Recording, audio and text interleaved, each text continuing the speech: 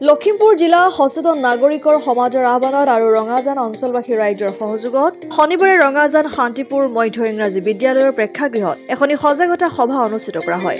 এই সজাগতা সভাত সভাপতিত্ব কৰে লখিমপুৰ জিলা সচেতন নাগৰিক সমাজৰ সভাপতি ৰেবত গগৈ। সভাৰ উদ্দেশ্য ব্যাখ্যা কৰে মুখ্য সহায়ক গুলজাৰ হুছেইনে। সভাত উপস্থিত থাকি ভাষণ প্ৰদান কৰে লখিমপুৰ জিলা সচেতন নাগৰিক সমাজৰ সম্পাদক সাজাদ হাজৰিকা, কাৰ্যকৰী সভাপতি ইন্দ্ৰ গগৈ, বীৰ লাচিত সেনা জিলা সভাপতি অজিত বুঢ়াগোহাঁই, মানিক বৰুৱাৰ লগতে বহু কেইজন ব্যক্তি উপস্থিত থাকে।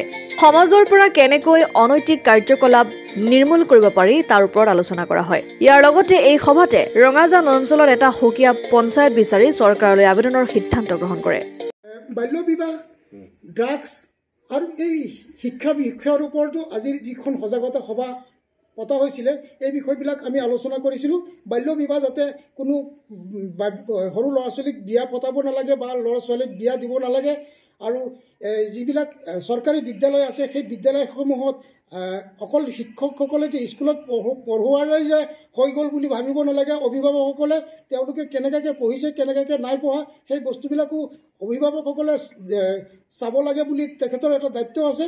আৰু লগতে যিটো আমাৰ ড্ৰাগছ আছে, এই ড্ৰাগছটো আচলতে এটা কথা ক'বলৈ গ'লে ড্ৰাগছটো আমি দেখা পায়ে আছিলোঁ যে ৰাতিপুৱা যেতিয়া আমি মৰ্ণিং ৱাক কৰিব আহোঁ 5:30 বজাত, তেতিয়া আজিৰ পৰা কিছুদিন আগত, আজিৰ পৰা প্ৰায় একমাহমান আগত এখন গাড়ী আহি থাকে। তো যেতিয়া সেই গাড়ীখন আহি আছে কণ্টিনিউ আহি থকাৰ পাছত মোৰ অলপ সন্দেহ লাগিছে যে এইটো কি কাৰণটো আহে, এই মানুহখিনিতো আমি চিনি নাপাওঁ। তো এনেতে যেতিয়া মই এদিন এখন ফটো মাৰি দিছিলোঁ গাড়ীখনক, সেই ফটো মাৰি দিয়াৰ পিছত যেতিয়া দেখিলে মই ফটো মাৰি দিছিলোঁ, ফটো মাৰি দিয়াৰ পিছত সেই গাড়ীখন নোহোৱা হ'ল।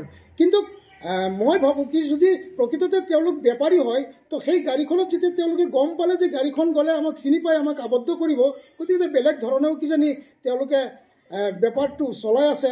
তো তাকে আমি সকলোকে সজাগ কৰিবৰ কাৰণে, অঞ্চলবাসী ৰাইজক সজাগ হ'বৰ কাৰণে আজি এই সজাগতা সভাখন পাতিবৰ কাৰণে আমি প্ৰস্তুত কৰি পিনি আজি সজাগতা সভাখন পাতিলোঁ।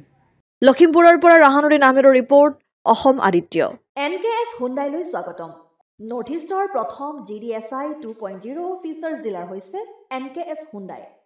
অত্যাধুনিক সা সুবিধাৰে তৈয়াৰী মষ্ট আপডেটেড হুণ্ডাই ডিলাৰ এতিয়া ডিব্ৰুগড়ত। আমাৰ NKS হুণ্ডাই ডিলাৰত open sales consulted room, customer ৰুমৰ লগতে পুৰণি গাড়ীৰ এক্সচেঞ্জ ফেচিলিটিও ৰখা হৈছে।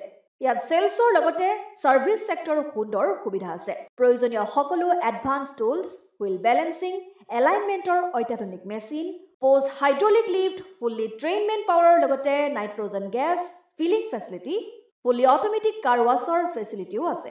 লগতে NKS হুণ্ডাই ডিলাৰে কাষ্টমাৰসকলৰ সুবিধাৰ্থে মোবাইল ছাৰ্ভিচ ভেনৰো ব্যৱস্থা ৰাখিছে, য'ত হাইড্ৰলিক লিফ্ট, ৱাশ্বিং facility, wheel balancing, tyre pressure check কৰাৰ লগতে বহুখিনি সুবিধাই উপলব্ধ আছে। NKS হুণ্ডাইলৈ আহক আৰু সুবিধাসমূহ গ্ৰহণ কৰক।